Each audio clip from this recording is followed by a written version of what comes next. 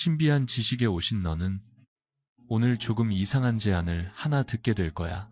허리를 세우려고 애쓰지 않아도 되고, 스트레칭을 억지로 하지 않아도 되고, 어디가 문제인지를 찾아 헤매지 않아도 돼. 오히려 그 반대야. 너는 그냥 누워서 숨을 쉬면 돼. 그런데 그 숨이 내 척추를 다시 살아나게 만든다고 말하면 너는 아마 속으로 이렇게 묻겠지. 말이 돼 숨만 쉰다고. 그 질문이 아주 좋다. 왜냐하면 대부분의 사람들은 척추를 뼈로만 생각하거든. 뼈가 틀어졌고, 디스크가 닳았고, 근육이 약해졌으니 힘을 길러야 한다고 믿지. 그런데 너도 이미 경험했을 거야. 운동을 열심히 해도, 병원에서 물리치료를 받아도, 잠깐 나아졌다가 다시 돌아오는 그 묘한 무력감. 특히 나이가 들수록 그냥 이 정도는 참고 살아야지 라는 체념이 조용히 자리 잡아. 하지만 나는 너에게 다른 가능성을 보여주고 싶어.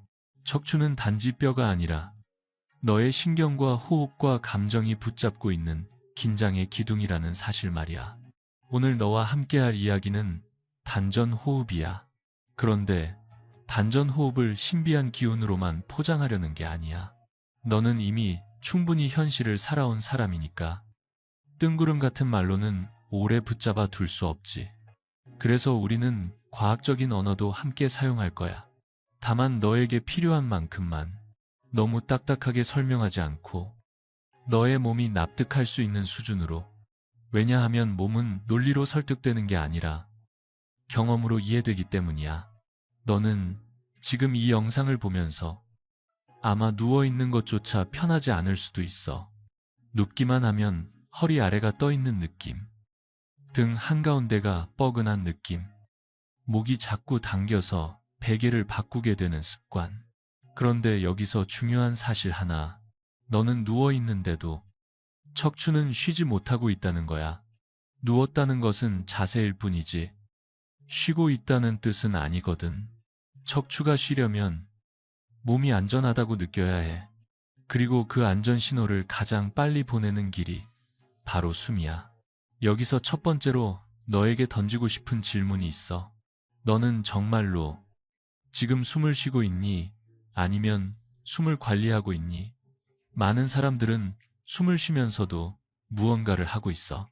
배를 조이고, 허리를 펴고, 어깨를 내리고, 턱에 힘을 빼고, 그 모든 하려는 마음, 이 사실은 몸에게 이렇게 말하는 거야. 아직 안전하지 않아. 긴장해야 해. 그러면 척추는 더 단단해지지. 그러니 오늘은 고치는 날이 아니라 허락하는 날로 시작하자. 네 척추가 스스로 풀릴 수 있도록 허락하는 날. 그게 5단계 중 첫 번째 문이야. 너는 먼저 누워. 침대든 바닥이든 괜찮아. 하지만 하나만 기억해. 똑바로 누워야 한다는 강박을 잠깐 내려놓는 거야. 척추는 직선이 아니라 곡선으로 설계되어 있어. 특히 허리, 즉 요추는 원래 살짝 앞으로 휘어 있어. 그런데 우리는 바르게 누우려다 그 곡선을 억지로 펴고 그 순간부터 척추 주변 근육이 경계태세에 들어가 마치 누가 너를 밀어 넘어뜨릴 것처럼 몸이 스스로를 지키기 시작하는 거지. 너는 그냥 누워서 너의 허리 아래에 작은 빈 공간이 있어도 괜찮다고 말해줘. 그래도 괜찮아. 그 말이 정말로 중요해.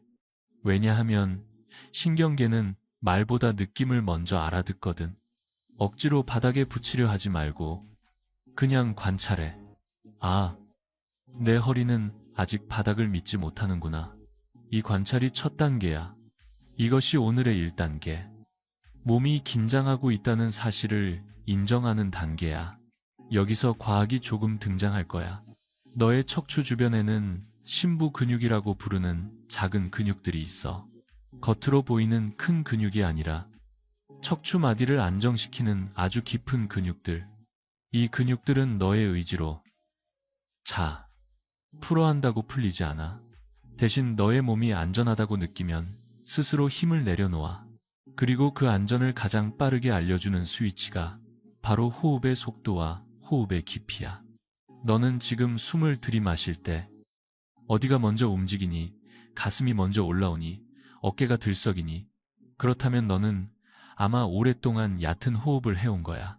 얕은 호흡은 나쁜 게 아니야. 다만 그것이 습관이 되면 몸은 늘 깨어있는 모드로 살아. 늘 긴장하고, 늘 대비하고, 늘 빠르게 반응하려고 하지. 그러면 척추는 쉬지 못해. 특히 허리와 목이 먼저 망가져. 왜냐하면 그곳이 긴장의 통로이기 때문이야. 그래서 2단계로 넘어가자. 하지만 여기서 너는 또 실수하기 쉬워.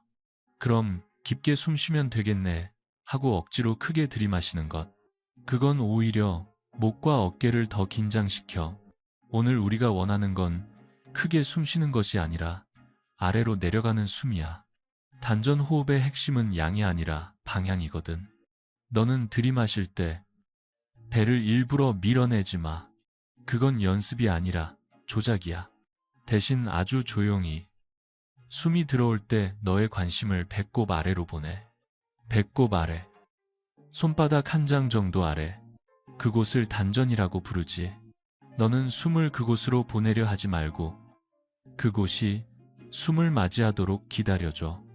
말이 좀 이상하게 들릴 수 있지. 그런데 너도 사람을 달래본 적 있잖아.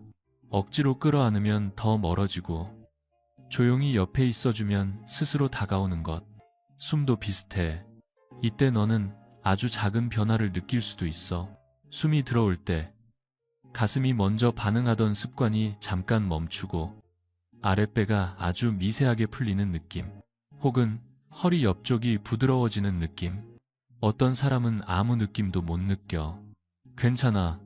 느낌이 없다는 것은 네 몸이 오랫동안 신호를 차단해왔다는 뜻일 뿐이야.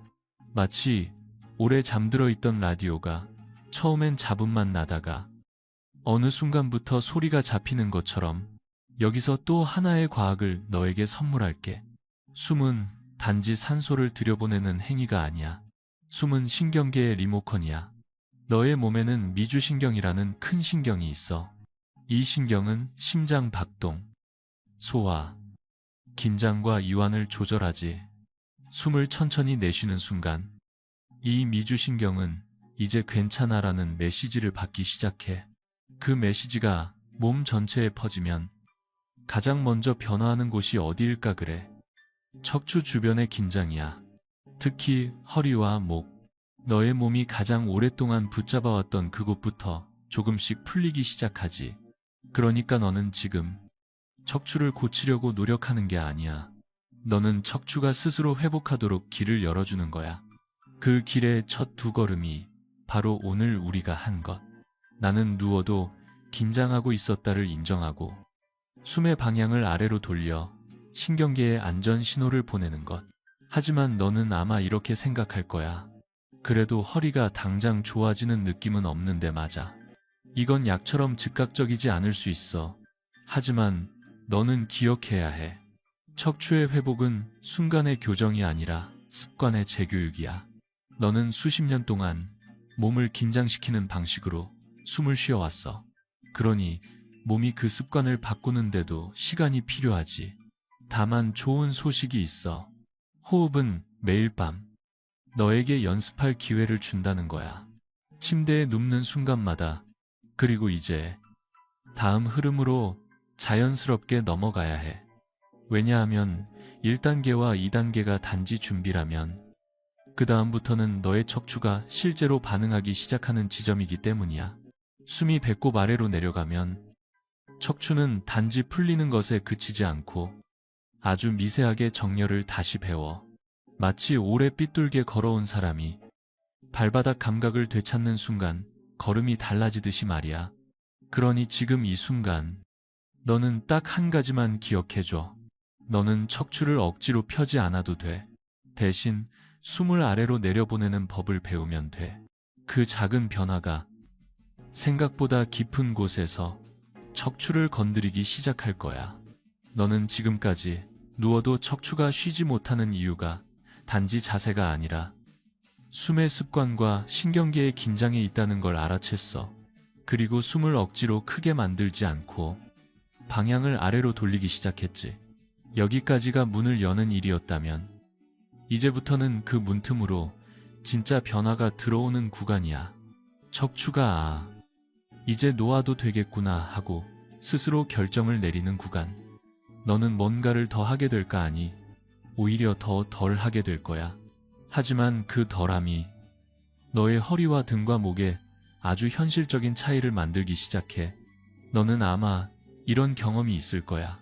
똑같이 누웠는데 어떤 날은 허리가 덜 아프고 어떤 날은 더 뻐근해.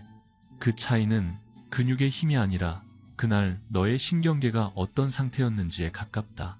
마음이 급하고 머리가 복잡하고 잠자리에 누워서도 생각이 멈추지 않으면 몸은 계속 경계해. 척추는 그 경계의 기둥이 되어버리지. 그러니 지금 우리가 하는 호흡은 단지 폐를 움직이는 일이 아니라 너의 몸에게 오늘은 경계하지 않아도 된다고 알려주는 방법이야. 이제 3단계로 들어가자. 하지만 너는 또 어딘가에서 단전 호흡을 하려면 배가 크게 움직여야 한다는 말을 들었을지 몰라. 그래서 누워서 배를 부풀리고 허리를 더 꾹 누르려고 애쓰기도 하지.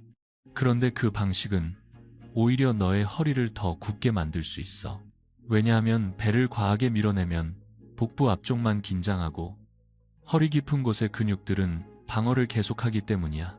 3단계는 배를 움직이는 단계가 아니라 허리 뒤쪽을 풀어주는 단계야. 너는 숨을 들이마실 때 앞배가 아니라 옆구리와 허리 뒤쪽이 아주 미세하게 넓어지는 느낌을 찾게 될 거야. 쉽게 말하면 숨이 배꼽 아래에서 앞으로만 부풀기보다 원처럼 퍼지는 느낌. 마치 풍선이 한쪽으로만 부풀면 모양이 찌그러지지만 사방으로 고르게 퍼지면 둥글게 안정되는 것처럼 이때 너는 몸에 질문을 던질 수 있어. 내 숨은 앞쪽에만 몰려있니? 아니면 허리 뒤쪽까지 닿고 있니? 답을 만들지 말고 감각이 알아서 말하게도. 처음에는 뒤쪽이 텅 빈 것처럼 느껴질 수 있어. 괜찮아. 그 텅 빈 곳이 바로 너의 척추가 놓지 못했던 영역이니까. 너는 그곳을 억지로 채우려 하지 말고 숨이 들어올 때마다 그 빈 공간을 살짝 바라봐. 그 바라봄이 오래 쌓이면 허리 깊은 근육들은 조금씩 이제 나도 숨을 받아도 되겠구나 하고 마음을 열기 시작해. 여기서 과학이 또 너에게 힘이 되어줄 거야. 너의 몸 중심에는 횡격막이 있어. 숨을 들이마실 때 내려오고 내쉴 때 올라가. 그런데 이 횡격막은 혼자 움직이지 않아. 척추 깊은 곳의 근육들, 특히 요추를 감싸는 근육들과 협력해 움직여. 그래서 숨이 깊어지고 안정되면 그 협력 근육들이 자연스럽게 척추를 지지하면서도 과긴장하지 않는 상태로 들어가. 이것이 바로 많은 재활 운동에서 말하는 코어 안정화의 핵심이야. 너는 운동으로 그걸 만들려고 애쓰지 않아도 돼. 숨이 그 길을 열어주거든. 너는 이 단계에서 아주 작은 변화들을 알아차릴지도 몰라. 허리 아래가 바닥에 조금 더 가까워지는 느낌, 혹은 반대로 허리의 빈 공간이 더 편안하게 느껴지는 느낌. 중요한 건 그 변화가 어떤 형태든 편안함으로 연결된다는 거야. 척추가 회복되는 신호는 대개 뻣뻣함의 감소가 아니라 경계의 감소로 나타나. 너의 몸이 덜 버티고 덜 맞고 덜 움츠러드는 것. 그게 진짜야. 그 다음 4단계로 넘어가면 너는 아주 흥미로운 질문 하나를 마주하게 돼. 숨을 들이마시는 것보다 내쉬는 것이 왜 더 중요할까? 많은 사람들은 들이마시는 것에만 집중해. 공기를 더 넣어야 건강해질 것 같으니까. 하지만 단전 호흡이 척추를 살리는 힘은 대개 내쉬는 숨에서 나온다. 내쉬는 숨은 너의 몸에게 놓아도 된다는 명령이기 때문이야. 그러니 이제 너는 숨을 내쉴 때 시간을 조금 늘려보자. 억지로 길게 빼라는 말이 아니야. 다만 내쉬는 순간 너는 하나를 내려놓아. 이를 악물고 있던 힘, 눈썹 사이의 긴장, 어깨가 떠오르는 습관, 무엇이든 좋아. 내쉬는 숨과 함께 하나를 풀어주는 것. 이것이 4단계의 핵심이야. 너는 내쉴 때 속으로 이렇게 말할 수도 있어. 지금은 괜찮아. 오늘은 놓아도 돼. 이런 말들이 이상하게 들릴 수 있지만 신경계는 언어보다 더 미세한 의도를 알아듣는다. 너의 의도가 놓겠다로 바뀌는 순간 척추 주변 근육의 톤은 조금씩 내려가. 특히 나이가 들수록 이 과정이 더 중요해. 왜냐하면 나이가 들면 근육이 약해지기 때문이 아니라 몸이 더 오래 경계하는 습관을 쌓기 때문이야. 오랜 경계는 척추를 굳힌다. 그러니 회복은 운동량보다 경계를 내려놓는 능력에 가까워. 여기서 너는 또 하나의 현실적인 장면을 떠올릴 수 있어. 누군가가 허리 펴세요라고 말하면 너는 잠깐 허리를 펴. 하지만 곧 다시 구부정해져. 그건 너의 의지가 약해서가 아니야. 너의 몸이 이미 다른 방식으로 균형을 유지하고 있기 때문이야. 척추는 단지 자세가 아니라 호흡과 긴장으로 만들어진 기본값을 따라가. 기본값이 바뀌지 않으면 교정은 오래가지 못해. 그런데 단전 호흡은 그 기본값을 바꾸는 작업이야. 그래서 느리지만 깊어. 너는 4단계를 하면서 아주 중요한 감각 하나를 만나게 될 거야. 허리의 안쪽이 숨과 함께 미세하게 흔들리는 느낌. 이것이 척추가 경직된 기둥에서 살아있는 축으로 돌아오는 징후일 수 있어. 숨이 들어오고 나가며 척추 주변 조직이 마치 물결처럼 아주 약하게 움직이는 것. 이건 흔히 말하는 스트레칭의 움직임이 아니야. 훨씬 더 조용한 움직임이야. 그래서 많은 사람들은 이것을 놓쳐. 하지만 너는 이제 알게 됐지. 조용한 움직임이야말로 회복의 움직임이라는 걸. 그런데 여기서 또 하나의 함정이 있어. 너는 느낌이 온다라고 생각하는 순간 다시 뭔가를 붙잡으려 할 수 있어. 감각을 더 만들려고 애쓰고 숨을 더 깊게 만들려고 조작하고 허리를 더 바닥에 붙이려고 힘을 주는 것. 그 순간 척추는 다시 긴장한다. 그러니 너는 이 단계에서 배워야 해. 감각이 오면 기뻐하되 붙잡지 않는 것. 왔다가 가게 두는 것. 그것이 단전 호흡을 연습이 아니라 회복으로 만드는 태도야. 지금까지 너는 3단계에서 숨을 원처럼 퍼지게 하며 허리 뒤쪽에 공간을 열었고 4단계에서 내쉬는 숨을 길게 하며 경계를 내려놓는 법을 배우고 있어. 이 2단계만으로도 어떤 사람은 잠이 훨씬 깊어지고 아침에 일어날 때 허리의 뻣뻣함이 조금 줄어드는 걸 경험해. 하지만 정말 결정적인 순간은 아직 남아있어. 왜냐하면 척추가 완전히 놓이려면 너의 몸이 마지막으로 하나를 내려놓아야 하거든. 많은 사람들이 여기에 걸려. 숨은 잘 내려가는데 척추가 끝까지 풀리지 않아. 왜 그럴까? 그 이유는 대부분 아주 단순해. 너의 몸이 회복하려는 의지마저 긴장으로 바꿔버리기 때문이야.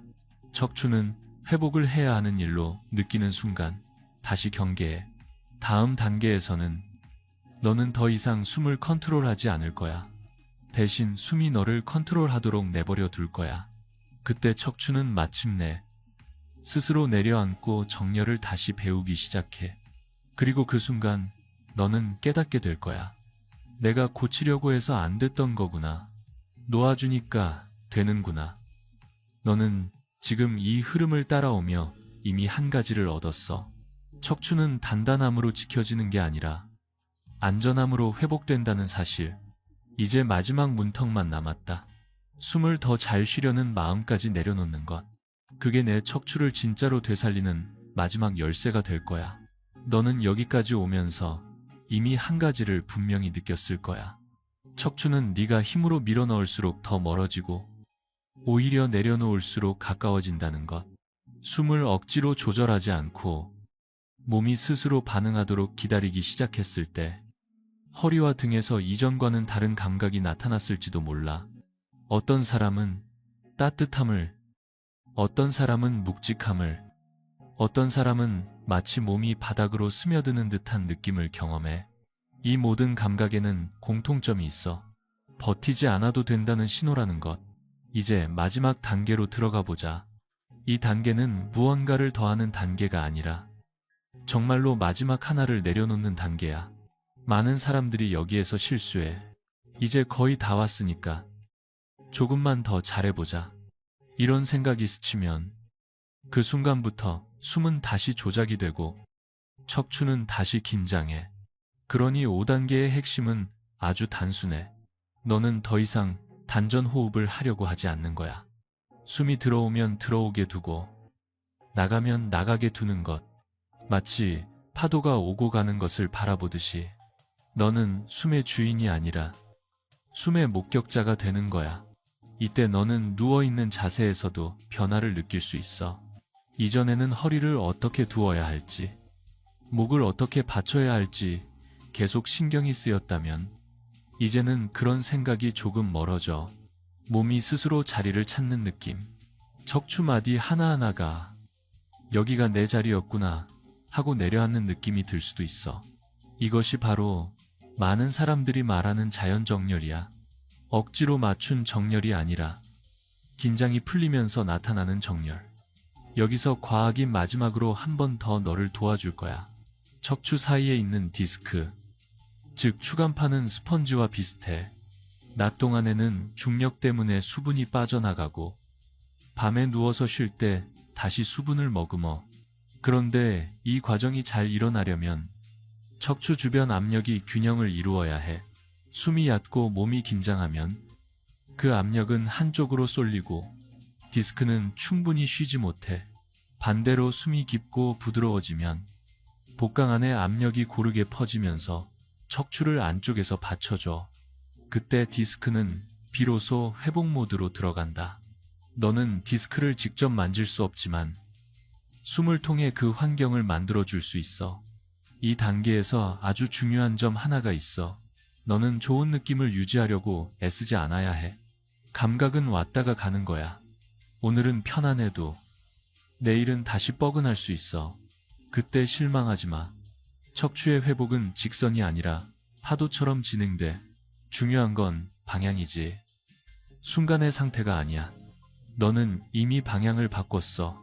숨을 통해 긴장에서 안전으로. 이제 이 단전 호흡을 어떻게 일상으로 가져갈지 이야기해보자.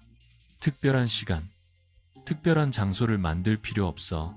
오히려 그럴수록 부담이 돼. 가장 좋은 순간은 하루를 마치고 누웠을 때야. 잠들기 직전, 혹은 잠에서 깼지만 아직 일어나기 전. 그때 너는 오늘 배운 이 흐름을 떠올리기만 하면 돼. 자세를 고치려 하지 말고, 숨을 잘 쉬려 하지도 말고, 그냥 몸이 바닥에 닿아 있는 감각과 숨이 오르내리는 감각을 함께 느껴. 처음에는 3분이면 충분해. 어떤 날은 1분만 해도 좋아. 중요한 건 길이가 아니라 태도야. 오늘도 척추를 고쳐야지가 아니라 오늘은 척추가 쉬도록 두자. 이 태도 하나가 쌓이면 너의 몸은 밤마다 작은 회복을 시작해. 그 회복은 어느 날 아침 갑자기요, 오늘은 덜 아프네라는 말로 나타나기도 하고, 혹은 허리를 펴는 동작이 예전보다 자연스러워졌다는 느낌으로 다가오기도 해. 여기서 너에게 꼭 해주고 싶은 말이 있어. 나이가 들수록 몸은 느려지지만 회복 능력이 사라지는 건 아니야. 다만 회복이 일어나는 조건이 달라질 뿐이야. 젊을 때는 밀어붙여도 회복됐지만 지금은 허락해야 회복돼. 단전 호흡은 바로 그 허락의 언어야. 몸에게 이제 안전해라고 말해주는 가장 조용하고 가장 강력한 방법. 혹시 이 영상을 보면서 네 허리나 등에 어떤 변화가 느껴졌다면 댓글로 나눠줘. 아주 사소한 감각이어도 괜찮아. 따뜻했다. 숨이 편해졌다. 잘 모르겠지만 마음이 좀 가라앉았다. 같은 말도 충분해. 그런 경험을 나누는 것만으로도 너와 같은 길을 걷는 다른 사람들에게 큰 용기가 될 거야. 그리고 이 이야기가 도움이 되었다면 좋아요를 눌러주고 신비한 지식을 구독해줘.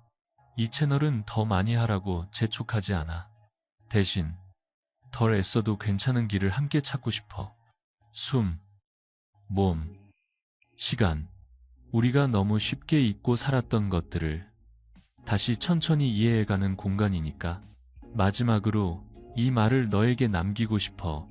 척추는 네가 바로잡을 대상이 아니야. 네가 안전해질 때 스스로 돌아오는 곳이야. 오늘 밤 누워서 숨을 쉴 때 이 말을 한번 떠올려봐. 나는 이미 충분히 내려놓아도 된다. 그 순간 너의 척추는 아주 조용히 하지만 분명하게 응답하기 시작할 거야.